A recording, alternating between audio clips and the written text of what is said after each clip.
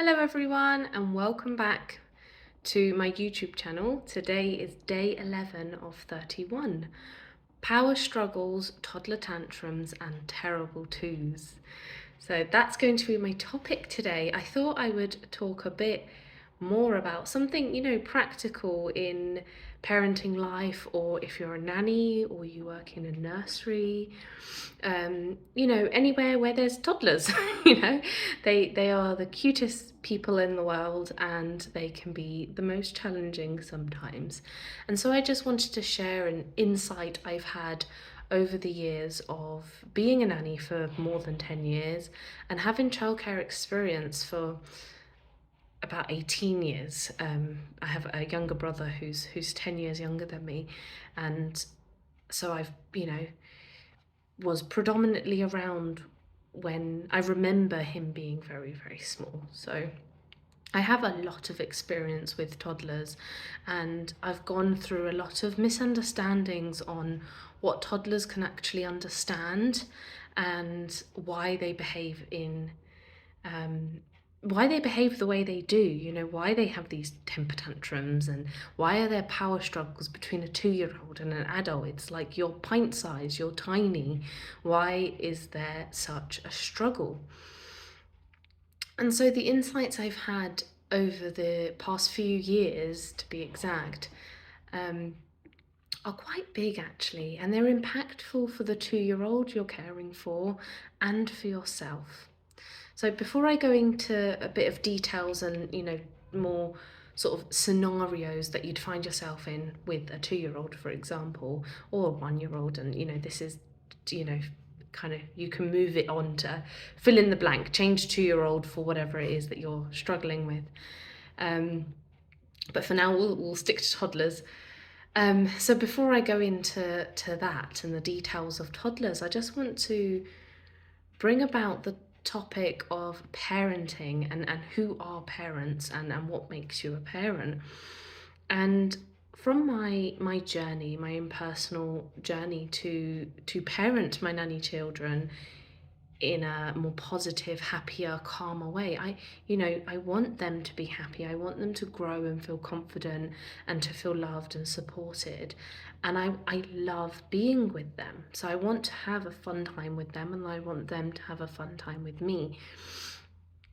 But when you're in that battle of power struggles of who's right and who's wrong, and you want them to get dressed or you want them to get in the buggy and you want them to do certain things and they're just not happening, it can be quite a struggle, quite difficult. So in my opinion, being a parent starts with you. It doesn't actually start with the child. And becoming a parent, that the society term of being a parent, being a mother or a father and having a child, making a child or adopting a child and raising another human being. Yes, that's a societal term of what a parent is. But for me, it's a more internal thing, because we all have an inner child. There's a child inside of us that needs to be parented. And yes, we've been parented by our parents, but then later we grow up, especially around the teenage years of like 15 onwards. We kind of get this sense of this I know it all sense, and we stop listening to our parents. We stop taking their advice, and then we reach our 20s and it's, oh, actually my mum was right there, and we go back to our parents. And we start realizing that we're actually parenting ourselves.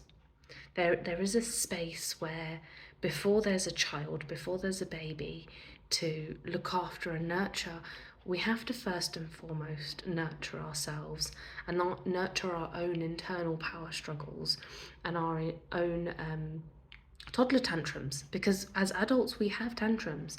We get frustrated and we get annoyed when things aren't necessarily going our way.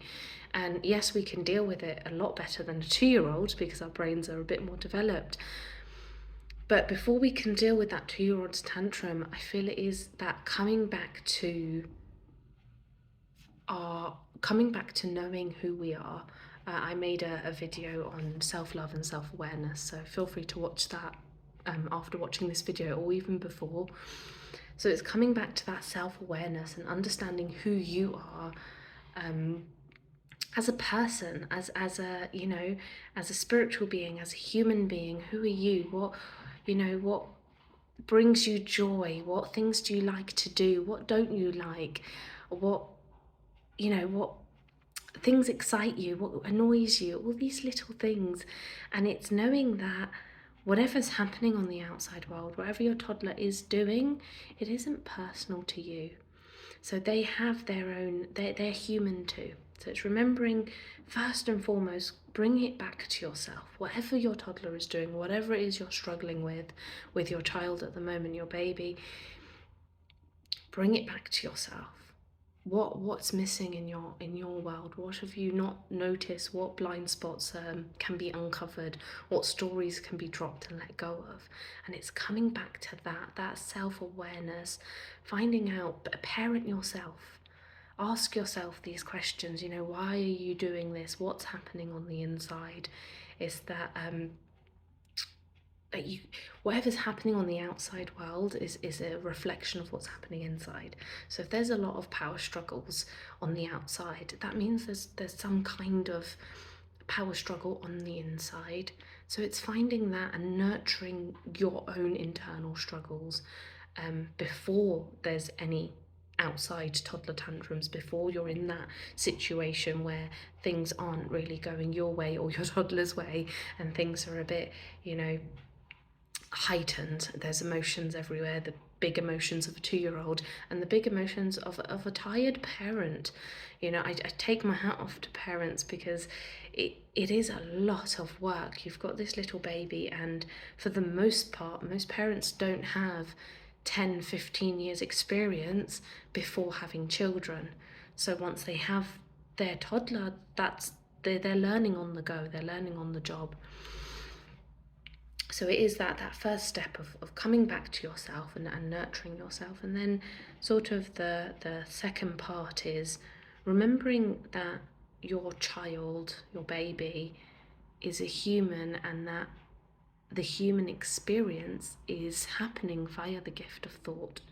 So everything that's going through their minds, whatever thoughts are popping into their heads, that's what they're seeing as their reality.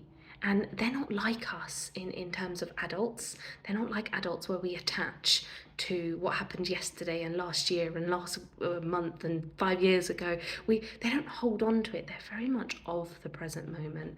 So, if they want that toy and they want it now, they're gonna cry now. And then they've seen another toy that's more exciting. Oh, that's it. That toy they don't care about anymore, and they move on, because they're very much of the present moment. They can have this massive meltdown for half an hour, 2 hours, and then be perfectly fine.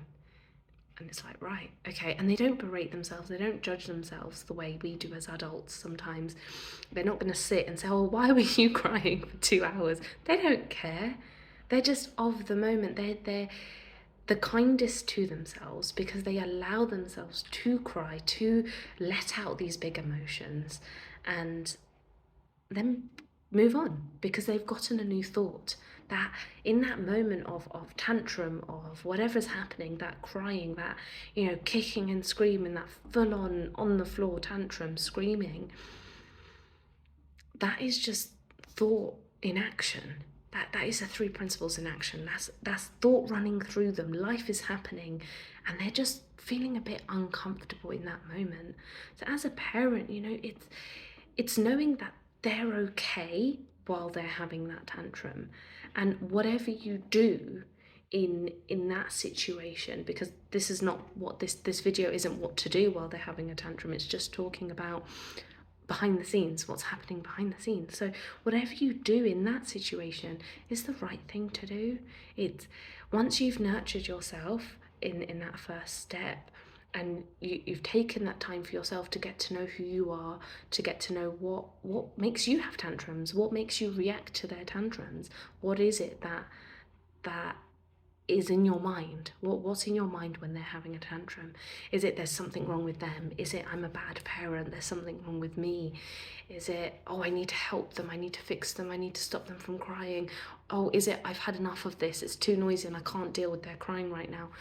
Whatever's going on in your mind, get to know those thoughts, get to know what's running through your mind while your toddler is having their own thinking and, you know, having their own experience of having a tantrum. What are you experiencing in that moment? Because that will dictate how you will respond to it. And when we notice these things, what's going on in our head, oh, they shouldn't be doing this, or anything like shouldn't, oh, they shouldn't be doing this, or something's wrong with them, or something's wrong with me, all of those thoughts are arguing against reality. They're arguing against what's happening. And they're also limiting, because they're telling you that you're not good enough, essentially, not a good parent, or there's something wrong with your child. Those thoughts are limiting beliefs, they're limiting ideas, and those things aren't true, because as I've mentioned before, we're not limited, we are unlimited beings. And when our child is crying or we're crying, that is just a human emotion, it's just a human experience.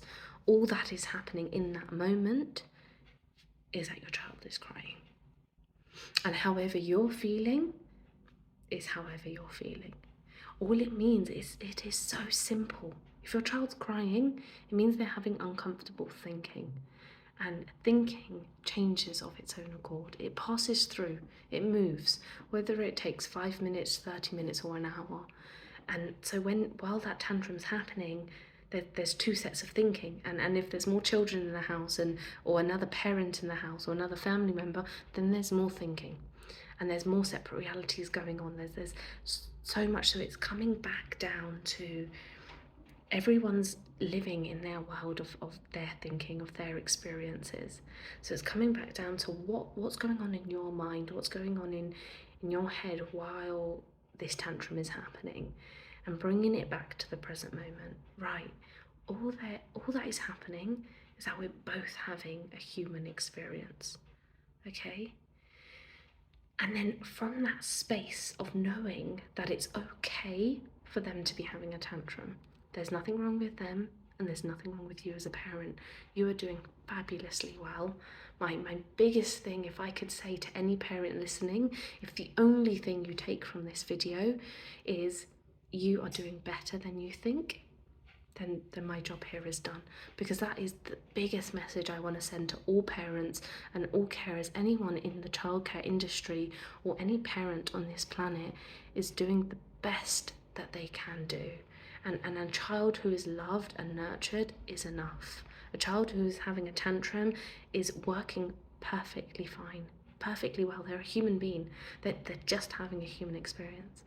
So it's once we take a step back and we realize, okay, well, they're just having a human experience and I'm just having a human experience via the gift of thought, then we can allow our child to have that tantrum. And in that space of allowing them to have the tantrum and allowing ourselves to settle and not react to that tantrum, there's this little gap where wisdom can creep in and an idea will pop into your head. Oh, do you know what? I'm just gonna go make a cup of tea, or I'm gonna offer to hug my child. And if that calms them down, then I'll continue doing it. If they don't want that, then, you know, something will come up, something will arise in you in that moment, because wisdom is of the moment. Something will come up when your child is crying and when you've settled yourself. Something will occur to you of the moment to do or say, and it will knock out those power struggles. It will stop them. They're unnecessary, because what's happening when those power struggles happen, when we're arguing with a 2-year-old essentially, or a 3-year-old, is that you're both living in your separate realities. You've got your reality of whatever's happening in your mind. Let's say you want them to get in the buggy and they don't. Their reality is, I don't want to get in this buggy, and your reality is, but you need to get in this buggy, we need to go, we need to leave the house. And so those two are arguing against each other. And when we allow those thoughts, when we carry those thoughts to, like, the ones that come in saying, I'm not good enough, I'm doing something wrong, there's something wrong with my child, when we allow those thoughts to like blossom and grow, it doesn't leave space for wisdom. It gets too noisy and clouded in our minds because we berate ourselves and judge ourselves over something that is so normal, that is the human existence, to be having this experience, to be having any experience, whether it is crying, laughing, happy, sad, whatever it is all part of the human experience. So once we allow those thoughts to settle, it's like a snow globe. If you shake it, all the snow or glitter, whatever's in the snow globe, it's all over the place. So wisdom is behind all of that intuition, it's behind there. And then once we let it settle down, whether it is picking up that child and putting them in the buggy and leaving the house, eventually their thoughts will clear and a new thought will come into their minds, and they'll get distracted by the tractors in the road or the buses. And you're not doing harm by your child. That's not harming them. Allowing yourself to have your human experiences and allowing them to have theirs, and coming together in that unity of compassion and love and care, that is a gift you're giving to yourself, your child, and the world. Because when we ignite ourselves from the inside out, when we get to know who we truly are, and we get to know who our child really is and how their experiences are coming about, once we get to know that on a deeper level, we allow the rest of the world to be who they really are too. So it is really being of service when we allow those noisy thoughts to settle and just do what feels right in the moment. Do the most loving thing. For me, I love to ask myself, when I do get heated and I do get caught in those insecure thoughts, those limiting thoughts, when I get caught in them, I ask myself, what is the kindest thing I could do right now for myself and for the children? And sometimes the kindest thing I can do is just sit in the bathroom for a minute. Just take a minute, take a breath. Or, if it is a possibility, give the child what it is they're asking for. And it's not saying, let them rule the roost and always give them what they want, or always ignore them and go to the bathroom. It's not saying that. It's just that's what arises in me sometimes. The children I care for are much older than 2. They're 8 and 5, so leaving them alone for 5 minutes is safe to do. But it is whatever occurs to you in the moment. And I have not only learned but experienced, from hands-on experience, seen the difference in the children and in myself.